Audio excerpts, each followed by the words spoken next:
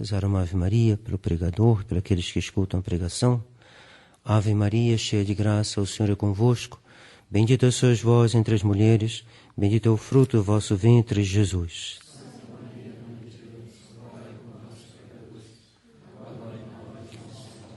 Em nome do Pai, do Filho e do Espírito Santo. Amém. Caríssimas irmãs, caríssimos irmãos, caríssimos fiéis, a missa de amanhã será às 6h30 da manhã, de terça-feira também, devido a um passeio e trabalhos que nós teremos que fazer longe do mosteiro e não será possível rezar a missa das 11. Então, missa às 6h30 amanhã e terça-feira. Eu havia prometido não tratar assuntos da atualidade no sermão. Hoje também não trataremos, mas só queria lembrar que não foi esse o exemplo que nos deu Dom Lefebvre. Então, para o futuro, fica aberto, porque quando algo interessa a fé católica, é normal que, assim como tradicionalmente se fez ao longo da história da Igreja, esses assuntos que dizem respeito à fé católica sejam tratados na pregação. O Sr. Lefebvre nunca hesitou a falar isso, mesmo diante de uma numerosa assembleia, na qual contavam pessoas de todas as idades, de todas as condições. Hoje o Evangelho nos trata, e o domingo de hoje é o último do ano litúrgico. Domingo que vem é o primeiro domingo do Advento. E durante o ano litúrgico a Igreja passa diante dos nossos olhos toda a história da redenção. Então vai pegar no Advento, o tempo de antes da vinda de Nosso Senhor, depois do Natal, o seu nascimento, depois o tempo da Epifania, os Reis Magos, e depois virá, então, começará o tempo da Septuagésima, que nos preparará para a paixão de Nosso Senhor, sua paixão, sua morte, sua ressurreição no domingo de Páscoa, depois Pentecostes, o início da Igreja, e o tempo depois de Pentecostes corresponde ao tempo que nós estamos vivendo, que vai, então, até o fim do mundo, e o fim do mundo é feita a vocação aqui no Evangelho de hoje. Quando viste no lugar santo os horrores da desolação, que foi predita pelo profeta Daniel. Qual é essa abominação da desolação? É aquilo que é santo, que é abominável, posto no lugar santo. E Nosso Senhor, como Ele é Deus, Ele com uma frase, Ele descreve várias coisas. Então assim foi posto ídolos dentro do templo de Jerusalém. Uma abominação dentro do lugar santo, abominação da desolação. Ficaram desolados, todos aqueles que amavam o templo do Senhor. Mas significa também algo de mais futuro ainda, não só a destruição de Jerusalém, do qual é falado aqui no Evangelho, mas do fim do mundo, onde nos tempos que virão, e já começaram, será posto dentro da Igreja algo de abominável. O que é esse algo de abominável? É uma doutrina contrária à doutrina de Nosso Senhor, posta dentro da Igreja. A abominação da desolação, o dogma perverso do erro, do modernismo, posto dentro da Igreja. Os inimigos atualmente, diz São Pio X, estão nas veias mesmas da Igreja. A abominação da desolação. Essa abominação subiu até o soberano pontífice. Estão querendo beatificar Paulo VI. Parece que a gente escutou aqui no dia 11 de dezembro próximo, será beatificado Paulo VI. Não sei, porque o futuro pertence a Deus, mas essa intenção, que já não é de hoje, mostra bem a abominação da desolação. Um Papa que tanto mal fez à Igreja, um Papa de relações com os piores inimigos da Igreja, foi levado à beatificação, assim como João Paulo II, é uma abominação da desolação. Então, aquele que estiver na Judeia, fujam. O que é a Judeia? Judeia é aqueles que não reconheceram Nosso Senhor, e o mundo moderno não reconhece Nosso Senhor. O mundo moderno repudia Nosso Senhor. Nosso mundo moderno se caracteriza pela sua apostasia geral. Não as pessoas individualmente. Sim, elas acabam seguindo o movimento geral, mas, digamos, se deixam levar, como nós veremos, por esse conjunto que parte dos inimigos da Igreja, que bem arquitetaram o seu plano que foi desvendado já há muito tempo pelos papas que advertiram os chefes de Estado, advertiram os católicos. Monsieur Lefebvre retomou esse tema várias vezes, desenvolveu ele muito profundamente no livro do Liberalismo e Apostasia e também no seu curso sobre as encíclicas pontificais que ele explicava aos seminaristas. Ele mostra como esse plano que nasceu nessas oficinas diabólicas, satânicas, chamada a maçonaria, e como é que esse plano foi sendo posto em prática e foi revelado por Pio IX, que quis que os católicos conhecessem toda essa trama que acabou no que nós estamos vendo hoje. E eles já predisseram: nós queremos a revolução com tiara e pluvial. Queremos que as nossas ideias sejam propagadas pelo próprio Papa. E assim nós teremos triunfado. Então, tudo isso foi predito, foi ensinado, foi advertido, e, no entanto, é o que nós estamos vendo. Então, estiverem na Judeia, os judeus são aqueles que recusam Nosso Senhor. Fujam para os montes, que são os montes. Montes sempre significaram a santidade. Então, lá não significa ir para montanhas de Friburgo, não é necessariamente isso. Ir para montanhas da contemplação, da vida católica, lá onde tem uma vida católica, algo de cristianismo, como em Anápolis, no Padre Fernando, como no Padre Jair, como em todos os lugares que nós conhecemos, aqui no Brasil, fora do Brasil, na Europa, tem mais do que aqui, todos os conventos, escolas, onde se conserva o catolicismo. Fujam para lá.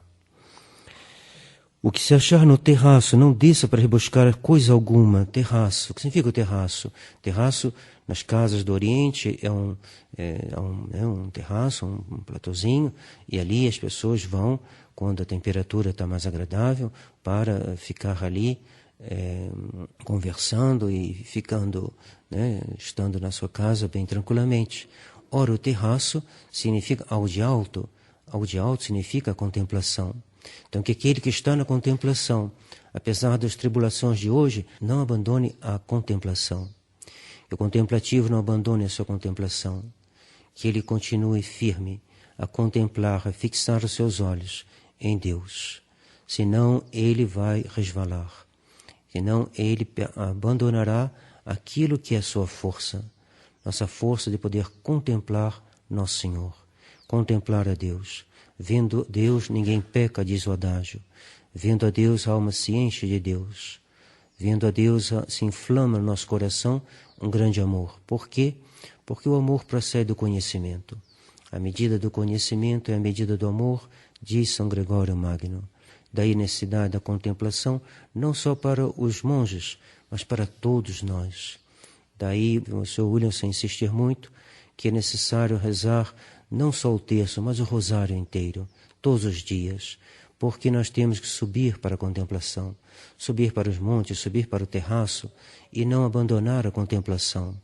E essa contemplação deve ser também, não só rezar as Ave-Marias, mas meditar os mistérios, de tal maneira que a alma tire dali um alimento que vai alimentando, aos pouquinhos a alma. São Luís Grandfort tem vários métodos para nos ajudar a meditar os mistérios. Por exemplo, pega a morte de Nosso Senhor na cruz, aí vai a cada Ave Maria, você lembra de um aspecto. Nosso Senhor foi pregado na cruz, primeira Ave Maria, segunda Ave Maria, os judeus insultam Nosso Senhor, terceira Ave Maria, Nosso Senhor diz: Pai, perdoa-lhes porque eles não sabem o que fazem. E assim cada um vai lembrando do que ele sabe da paixão e vai a cada Ave Maria, uma palavrinha pequenininha, não atrasa muito, não muda muito e mantém a alma com o olhar fixo no mistério que está sendo meditado. Senão, com as dificuldades de hoje, com as lembranças que vêm na cabeça, a gente acaba rezando maquinalmente e não assimilando aquele mistério. Tem as 7 palavras do Nosso Senhor na cruz, tem tanta coisa que aconteceu na paixão que a gente sabe mais ou menos, basta a gente procurar lembrar. E quem quiser, não tiver, assim, não lembrar de muita coisa, procure ter o livrinho de São Grande Montfort, e lá ele dá uns exemplos que a gente pode seguir. E então quem está no terraço não desça para buscar coisa alguma em sua casa. E que estiver no campo não volte para tomar sua túnica. O que significa quem está no campo? É a vida ativa. A vida do campo é a vida ativa. Quer dizer, no campo também é muita contemplação, porque quem trabalha no campo, os monges preferem o trabalho do campo, menos quando é possível, quando a comunidade é grande. Por quê? Porque o trabalho do campo, a gente está em contato mais facilmente com Deus. O trabalho da cidade, ele é tem menos ocasião, é mais difícil nos trabalhos da cidade, de escritório, de telefone, de guardar a união com Deus. Enquanto que o trabalho do campo, com os animais, ele é mais fácil, por isso o cura d'Ars dizia, é mais fácil salvar no campo do que na cidade. Porque no campo, esse contato com a terra que Deus fez, com as plantas, com os animais, a alma mais facilmente fica apaziguada e pensa em Deus mais facilmente. Então, quem está no campo, mas campo aqui não significa só o trabalho do campo. Esse campo aqui significa a vida ativa. Que seja também dentro do escritório, que seja também atendendo o telefone, que seja também numa escola, que seja o que for. Mas de São Tomás, que ele fique firme no seu propósito. No seu propósito de fazer o seu trabalho por amor de Deus. Se ele é um missionário, que ele seja missionário. Que se ele é pai de família, que ele sustente a sua família.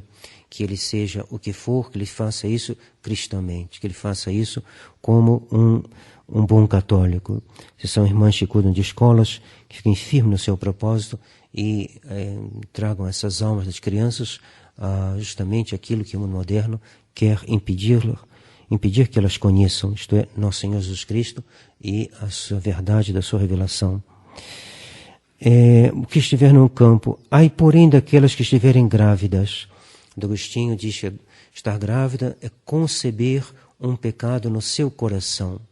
E amamentar é dar à luz aquele pecado por um ato perverso que foi concebido primeiro no espírito e depois foi realizado externamente. Então, ai daqueles que meditam coisas vãs, ai mais ainda daqueles que as põem em prática.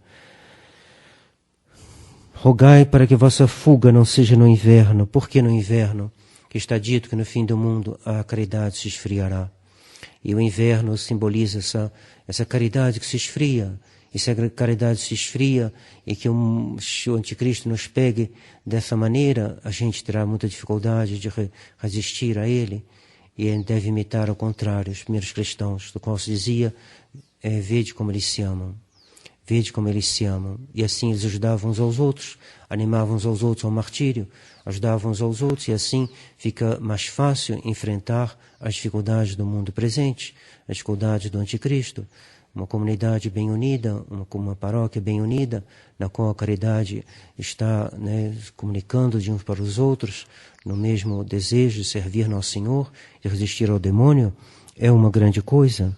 Mas se o inverno chega, se a caridade se esfria, mas é perigoso, cuidado. Rogai para que vossa fuga não se seja no inverno, nem no dia do sábado. O que significa o sábado? Sábado é o dia em que os judeus não trabalhavam. Sábado significa, então, o não trabalho, ou seja, do ponto de vista espiritual aqui, significa a preguiça. Aquele que não faz nada pelo próximo, aquele que desdenha, que faz negligente na sua leção divina, na sua leitura espiritual, no seu rosário, nas suas obras de caridade, tanto espirituais como materiais, que não visita os doentes, que não faz esforço para ajudar os pobres, que não faz esforço para ensinar o catecismo às crianças que estão precisando, tudo aquilo que está ligado a essa preguiça que é o próprio, então, simbolizada pelo sábado, porque o sábado, para os judeus, era o que é o domingo para nós. Então a gente vê que as aplicações, os símbolos, são muito variados, né? Uma coisa que em si é boa, que era o repouso do sábado, pode ser interpretada por São Tomás como simbolizando a preguiça, que é um dia de repouso. Porque haverá grande aflição, qual nunca houve desde o princípio do mundo. Em latim, erit enim tunc tribulatio magna, tribulação, mais forte do que aflição. E que tribulação é essa? São Tomás diz que essa tribulação é justamente a falsa doutrina. Falsa doutrina que será espalhada pelo mundo, e é o tempo que nós estamos vivendo. Ele vai se agravar certamente, já que de cada 10 anos a gente vê que a situação se agrava. Então, uma tribulação como nunca se viu. O erro sendo ensinado, o progressismo sendo ensinado, o neocatecumenato espalhado pelo mundo, como se fosse uma coisa boa, o João Paulo II sendo beatificado, Paulo VI talvez também estão tentando beatificá-lo, João XXIII beatificado, homens maus beatificados, homens que destruíram a igreja beatificados, o proposto aos católicos exemplos horríveis, exemplos de homens que têm uma fé modernista. Então, isso é uma tribulação imensa, tribulação terrível, em toda parte, dentro das igrejas, nas universidades, nas escolas, nos tribunais, nas leis, divórcio, aborto, casamento homossexuais. A Europa católica, ela tomando a dianteira dessa loucura, dessa degradação, dessa decadência, dessa tribulação. Erit enim, haverá então uma tribulação grande, qual não foi desde o início do mundo até hoje, como não existiu. Os pagãos tinham mais compostura do que nós, do que o mundo moderno, E nunca houve, desde o princípio do mundo até agora, nem jamais haverá. Esses dias não fossem abreviados de São Tomás, abreviados como? Abreviados pela pregação da verdade, abreviados por Dom Lefebvre, abreviados por Dom Antônio, abreviados pela pregação da fraternidade, abreviado pela pregação de todas as comunidades que guardaram a fé católica, abreviados pelo ensinamento das escolas católicas, pelas irmãs, pelas escolas católicas. Isso abrevia, no sentido que isso bota um impedimento a que essa decadência seja total. Se esses dias não fossem abreviados, ninguém se salvaria. Cada um de nós, ao menos os antigos, sabem muito bem qual a tribulação que passava os católicos antes que Monsenhor Lefebvre se tornasse conhecido. Nós íamos à missa nova, nós não sabíamos bem o que fazer. Para nós, um bom sermão era um sermão onde não havia muitos erros. A gente ficava, não, aquele sermão lá é melhor. Por quê? Porque o padre não falou grandes heresias. Então, assim, ficávamos... não sabíamos a quem recorrer. Não sabíamos para onde correr. Não sabíamos o que fazer. Mas esses dias foram abreviados. Como abreviados? Porque apareceram pessoas como Gustavo Corsão, entre os leigos, como Monsenhor Lefebvre, Dom Antônio, entre os bispos, como padres bons, como o padre Fernando, o padre Jair e outros padres no mundo inteiro, cito os demais conhecidos daqui do Brasil.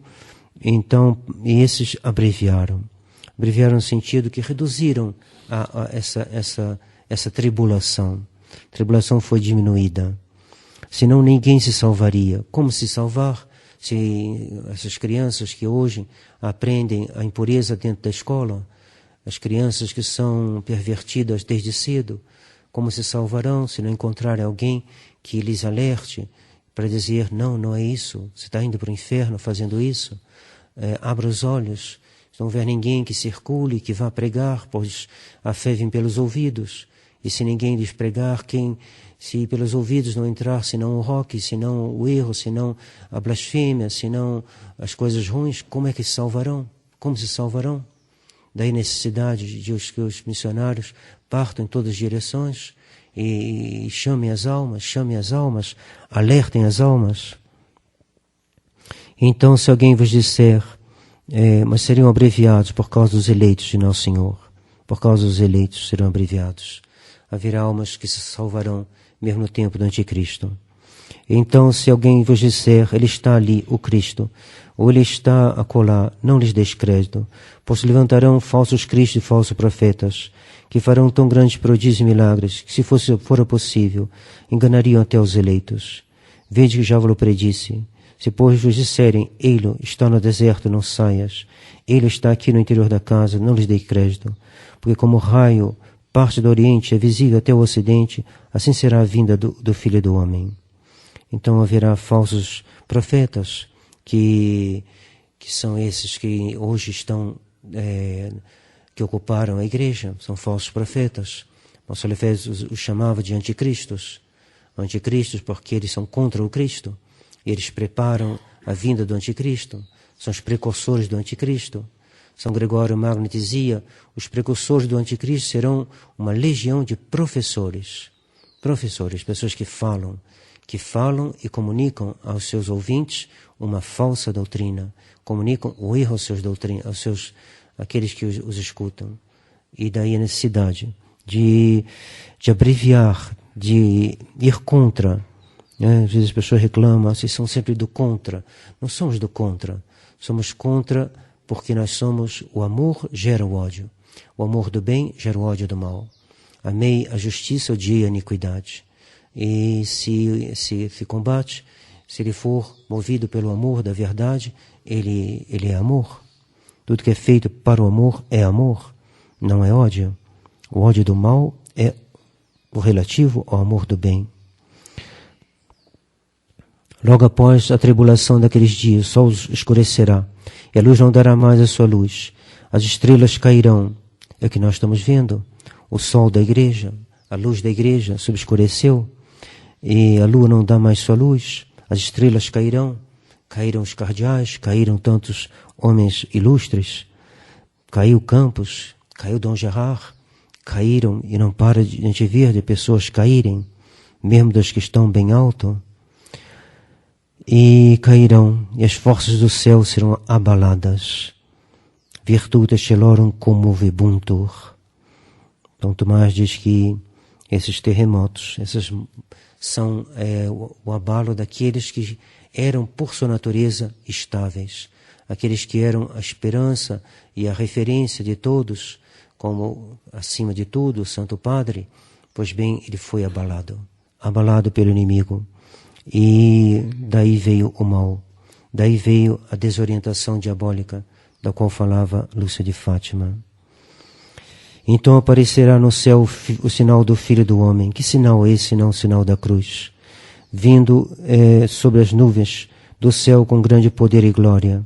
Ele enviará seus anjos com forte clangor de trombetas, e reunirão os eleitos dos quatro ventos de uma a outra extremidade dos céus. Haverá, então, grande consternação, porque omnes tribus terrae videbunt filium hominum venientem in nubibus, et plangent omnes. As nações virão o Filho do Homem vir e chorarão. Por que chorarão? Porque verão que aquilo que eles desprezaram, que é a cruz, está ali ao lado de Nosso Senhor. E os católicos e os eleitos se alegrarão. Por quê? Porque São Paulo diz: vossa vida está escondida no Cristo. E quando Cristo aparecer, vossa vida aparecerá. Vós estáis mortos e vossa vida, mortos ao mundo, e vossa vida está escondida com Cristo. E quando Cristo aparecerá, vossa vida aparecerá também. Isso será para aqueles que não amaram a cruz, que não amaram a humildade, que não amaram a vida escondida, que quiseram só as glórias deste mundo. Será para eles uma grande decepção. Eles verão que a vida deles foi um engano, foi uma pura vaidade, que não ficou nada. Diante da verdade, Nosso Senhor, eles verão que eles perderam a eternidade, porque só perderam a vida também, já que passaram a vida numa grande vaidade que se chama aparência. Viveram de aparências e não viveram da verdade. E assim será então o fim do mundo. E aí verá o Deus reunirá todos os homens e nos julgará. E é necessário que nós nos preparemos. A igreja nos põe esses evangelhos para que nos recordar a doutrina de Nosso Senhor. O céu e a terra passarão, mas minhas palavras não passarão. Então guardemos bem essas verdades e sabemos meditá-las rezando o Santo Rosário. O Rosário é a grande arma do cristão. Monsenhor insistiu, talvez vocês serão privados da Santa Missa. Ninguém sabe o dia de amanhã. E quem sabe os japoneses ficaram privados dos sacramentos, ao menos da missa, da confissão, durante mais, penso eu, cerca de 2 séculos. Eles tinham só o batismo e o casamento. E o resto, como faziam eles? Eles rezavam. E nós temos o rosário. exercemos bem a bem meditá-lo, a bem rezá-lo, para chegar a um momento onde fique sem missa. Isso pode acontecer, é muito fácil acontecer isso. Basta matar 1, 2, 3 padres e acabou. Uma região pode ficar sem missa durante vários anos, durante vários meses, durante vários dias. E aí como é que os católicos farão? Eles terão o rosário. E se desde já eles se exercem a rezá-lo todos os dias, eles terão ali uma arma que manterá neles a chama da caridade, a chama da esperança, a chama da fé. E assim, nos farendo, contemplando os mistérios de Nosso Senhor, eles guardarão no seu coração o amor por Nosso Senhor, o amor pela Virgem Maria. E assim salvarão suas almas, enfrentarão as dificuldades e assim obterão a vida eterna. É o que eu desejo a todos e a todos nós, pela intercessão da Virgem Maria, assim seja. Em nome do Pai, do Filho e do Espírito Santo. Amém.